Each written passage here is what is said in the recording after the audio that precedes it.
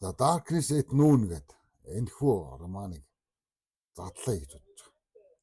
Энэ романы хамгийн хүчтэй санаа нь бол нэг хүний хувь заяа биш. Харин нэгэн тогтолцооны сэтгэл зүйд оршдог гэж.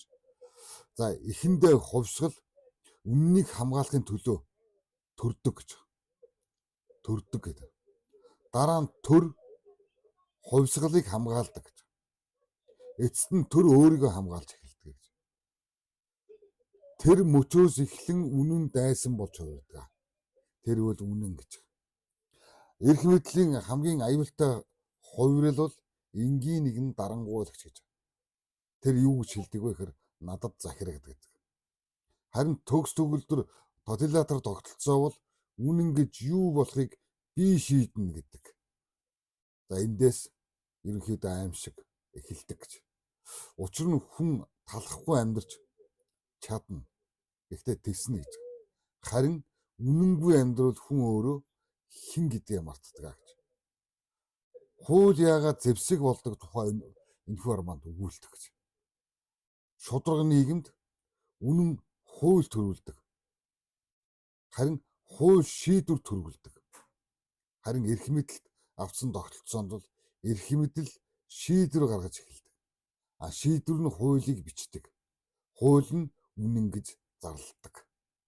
Өөрөөр хэлбэл чи буруутай учраас ял авдаггүй гэж. Харин ял өгөхөөр шийдсэн учраас буруутай болдог гэдэг. За Монголын нийгэмд бол маш ойрхон сонсогдож байгаа гэж бодож байгаа.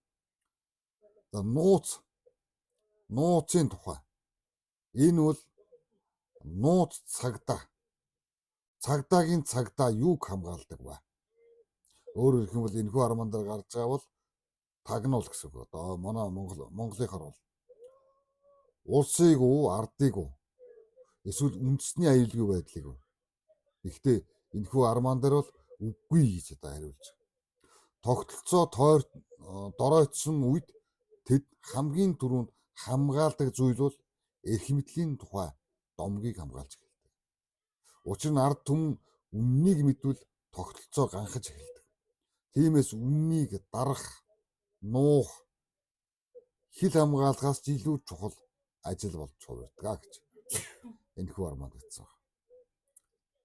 Айдсын философи энд хуулийн филармонтой хамт ихшгэлдэг гэж.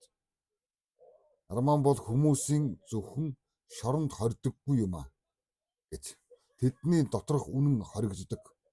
Айдас удаан үргэлжлэх үед хүн үнэндээ нууж эхэлдэг.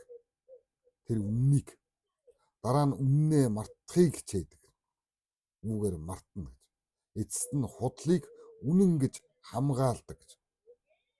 Энэ бол дасгал процессын эхний алхам юм гэж. Тэр үед дарангуйлал ялсан байдаг гэж. Учир нь шоронд үрэхэд биш гэж. Хүний ухамсар эзлэгдэхэд дарангуйлал төгсдөг гэж бичсэн байна. Эх оронч үзлийн одоо орчуулгал төр биш, нам биш, удирдагч биш. Эх орон бол ард түмний эрх чөлөө, нэр төр үний юм гэж. Харин төр өөрийгөө эх оронтой адилтгаж эхлэх үед төрийг шүүмжилсэн хүн эх орноо шүүмжилсэн мэт, үннийг хэлсэн хүн урвагч мэт, шудрагс нэгсэн хүн дайсан мэт харагдаж эхэлдэг.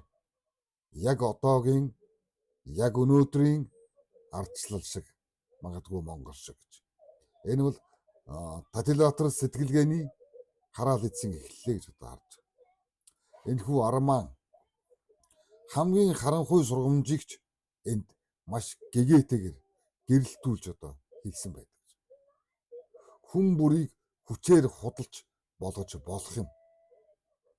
Гэхдээ хүн бүрийг худалд итгүүлж чадсан үед л дарангуйлал үнэхээр ялалт байгуулдаг гэж. Тиймээс Darkness at Noon гэдэг энэ бол шоронгийн тухай роман биш ээ гэж. Энэ бол үнэн шоронд орж худал төрийн ордонд заларсан үед ус үндэстний сүнсэнд юу тохиолдог тухай ийм заван роман байна. Үүнийг уншаад үзэх нь зөв баг. Маш үнэн байж болох байдлаар бичигдсэн гэж. Зарим мулгун хүн энэ зүйлд итгэнэ гэж. Мулгуу хүмүүс бол энэхүү урманд итгэж тэмцэгч болж мэдх юм а гэж одоо харж байгаа маа.